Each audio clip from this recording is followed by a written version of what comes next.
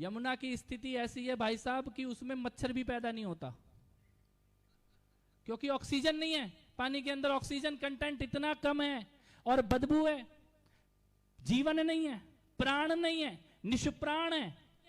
उसके किनारे पे ऐसे लोग भी बसा दिए जो आपको और हमारे को भी मारने का काम करेंगे।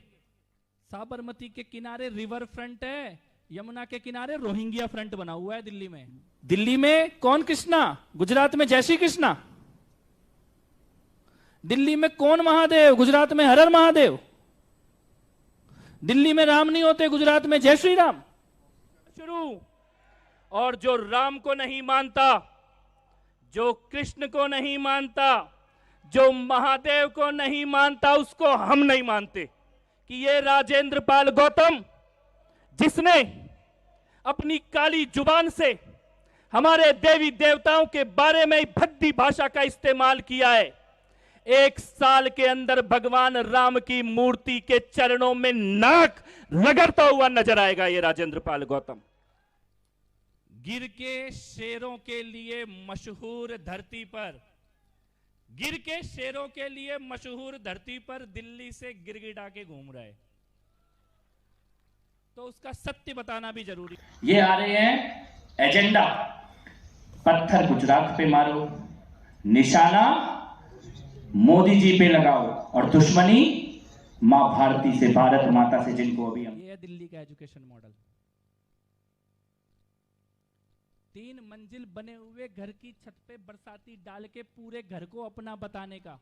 जिन स्कूलों की फोटो आपको भेजी जा रही है 1950, 1960, 1970, 1982, 1984 में बने हुए स्कूल हैं, उनके ऊपर टपरी वाला कमरा, केवल इतना, फर्श, 4 दीवारी और कच्ची छत, कितने की बनेगी?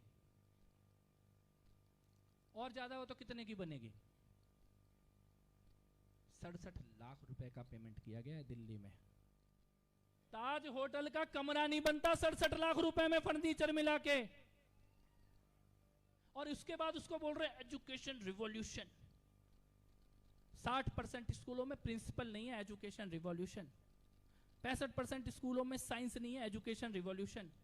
दिल्ली के खाली एक जोन, नाम लेके बता रहा हूं, बदरपुर, बदरपुर के खाली एक जोन में 26 स्कूलों में 11,000 बच्चे टीन के डब्बे के अंदर पढ़ाई करते हैं। एजुकेशन। ट्वीट में ये लिखा कि आज मेरे घर पे गुजरात से पत्रकार मिलने के लिए आए और उन पत्रकारों ने मुझसे ये कहा कि दिल्ली में तो बहुत शानदार काम हो रहा है।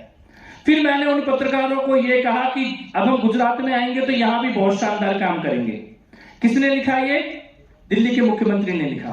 14 अगस्त 2022 को आरपीएस ग्रुप की आरटीआई डली हुई है। 14 अगस्त 2022 को उनके घर पे कोई मिलने के लिए नहीं आया था। और हितेश जी, देश में और दिल्ली में 70 साल में एक राज्य में इतने ठेके कभी नहीं खुले जितने पिछले 1 साल में दिल्ली के अंदर खोले गए। और वो कब खोले गए ये समझना बहुत आवश्यक है। खोले गए कोरोना के काल में।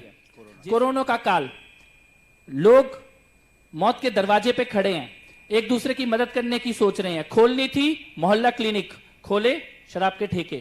खरीदने थी ऑक्सीजन, खरीदी दारू की बोतलें। और ऑक्सीजन कहां से मिली बाद में दिल्ली को? इस गुजरात की धरती से जहां पे आज हम बैठे हुए हैं। अगर यहां से ऑक्सीजन नहीं पहुंची होती तो उन शराब के ठेकों और दारू की बोतलों के बदले दिल्ली के लोगों की जान नहीं बच सकती थी।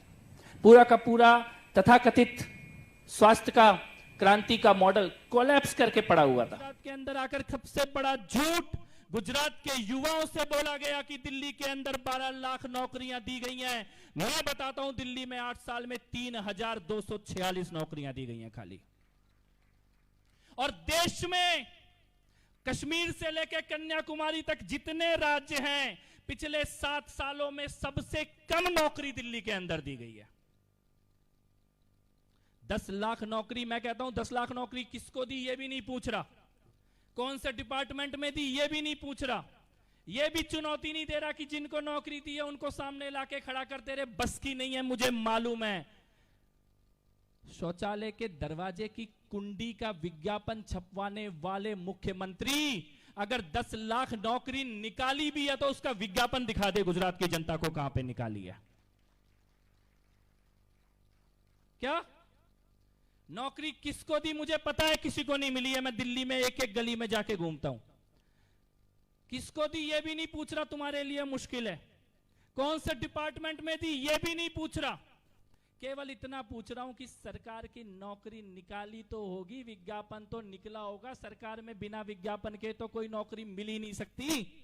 दिखा दो मेरे को 10 लाख नौकरी का विज्ञापन कहां निकला है पिछले 8 साल में, डंके की चोट पे। और वरना गुजरात के युवा से झूठ बोलने का महापाप करने के लिए माफी मांगनी चाहिए। माफी मांगनी चाहिए कि नहीं मांगनी चाहिए?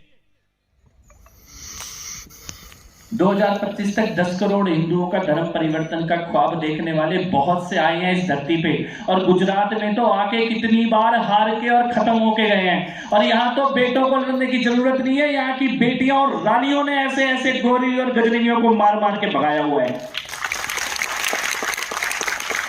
भगाया है ना। यहाँ पे आके तुम तो फिर ये भी बता दो गुजरात में कितने करोड़ लोगों का धर्म परिवर्तन का टारगेट लेके आ रहे हो, है ना भाई। दिल्ली में तो तुमने बोल दिया पूरे देश में 10 करोड़ का धर्म परिवर्तन करा देंगे हिंदुओं का, तो गुजरात में कितनों का कराओगे? औकात नहीं है एक का भी कराने की। है औकात? है औकात? करा सकता है? यही राजेंद्र पाल गौतम 1 साल के अंदर भगवान राम के चरणों में सिर झुका के रोता हुआ दिखाई देगा, पूरा देश देखेगा। लेकिन मैं आप सबसे एक सवाल पूछता हूं, खासतौर पे यहां बैठी माताओं बहनों से। अगर कोई आदमी आपके बेटे को या फिर आपकी बेटी को यह बात बोले कि बच्चा तू 1 बोतल दारू खरीदने जा रहा है, एक मेरी तरफ से मुफ्त ले ले। अगर कोई आपके बेटे को या बेटी को यह बात बोले कि तू 1 बोतल दारू लेने जा रहा है, एक मेरी तरफ से मुफ्त ले ले, वो आपके बच्चे का भला चाहता है या बुरा चाहता है? बताओ। अगर आपका सगा चाचा, सगा ताऊ, सगा मामा वो भी आपके बच्चे को बाहर ले जाए और बोले 1 बोतल के साथ मेरी तरफ से 1 बोतल ले ले, उससे संबंध रखोगे क्या? नहीं। रखोगे उससे? नहीं। वो आपके परिवार की भलाई चाहता है या बर्बादी चाहता है? बर्बादी। वो धीरे धीरे जहर दे रहा है आपके बच्चों को, नाश की तरफ ले करेगा। आपका सगा भाई भी होगा और आपके बेटे को बाहर ले जाके 1 बोतल के साथ दूसरी बोतल पकड़ा देगा, अगले दिन उससे संबंध विच्छेद कर लोगे। और दिल्ली के अंदर इसको मॉडल बना के प्रस्तुत किया गया। उनको पक्का कर देंगे। मैंने कहा पिछले 8 साल से दिल्ली के मुख्यमंत्री के दफ्तर के अंदर 17 कॉन्ट्रैक्ट के कर्मचारी बैठे हुए हैं, कर पक्का उनको पहले। बाकी शहर की बात नहीं कर रहा, अपने